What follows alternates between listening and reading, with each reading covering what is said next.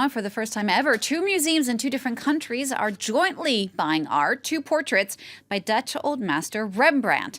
And while things are all smiles now, actually getting the paintings was a diplomatic saga. To tell us a bit more about that, we've got Fernand Van Tetz on the set with us. Hi, Fernanda. Hi, Jeannie. Now, first of all, tell us a bit more about these two artworks in particular that are being shown now at the Louvre.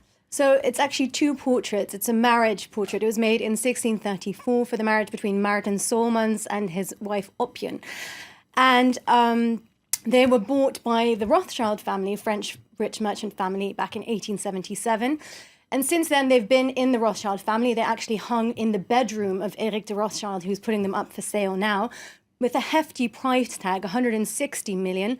But they're very special. They're very big portraits. They're the largest portraits Rembrandt has painted. They're about 2 meters high. And with that size comes also that price tag. So it was always going to be an interesting bidding war. Now, it has finally gotten to the point where they've been bought. It's very unusual, bought by two separate countries, two separate museums, but it was very complicated getting to this point. Tell us about that. Yes, it was quite a saga which gripped the art world over the past year. When initially the Rothschild wanted to sell them, he went to the Louvre. He's a friend there. That was at the end of 2013. But they said, we just don't have the money. So then what happened is that the French government provided an export license. They could have stopped that by declaring it a national treasure, which means that the works have to stay here for 30 months to find a national bidder.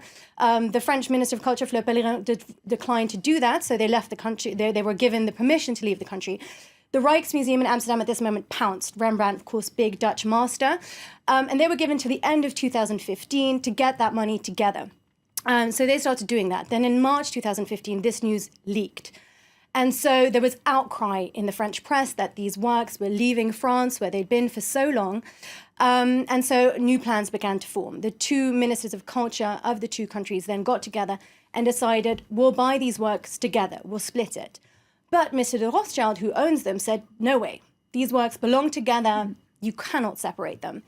So things were a bit quiet then, and then it all came to head back in September, when there was a political move from Holland.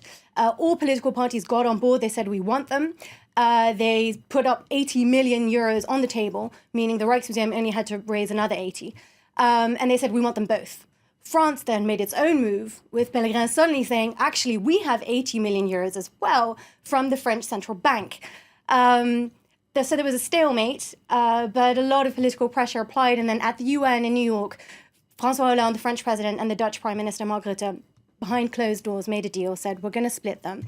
And what potentially played a role in this as well is that Holland is looking to get a Security Council seat, one of the temporary seats, in 2017. So there is speculation there as well that came into play, but it was going to be a massive diplomatic row. Interesting. So what happens from here on out? If the paintings have to stay together, where are they going to be shown? Well, so this was a big problem. Even when the acquisition was done, it was unclear who would get what.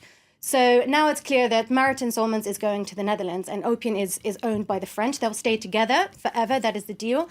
They're now here for 3 months. Then they'll go to Amsterdam for 3 months, where they'll also be restored. This was also a contentious issue because the French and the Dutch have different opinions about how to restore Rembrandts.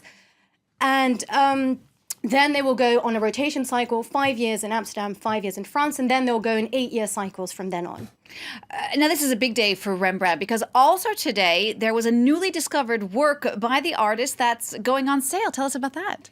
Yes, it's incredible. And another French-Dutch saga, actually. This is a rare panel, one of a series of 5 of the Senses. It's called The Smell. And it was discovered at this small auction house in New Jersey in America. It was listed in the catalog for a mere $800 estimate. Then a bidding war erupted with 3 buyers on the phone. And someone bought it for $870,000. And now it is at the TEFAF, a big art fair also in Holland, being exhibited by a French art dealer.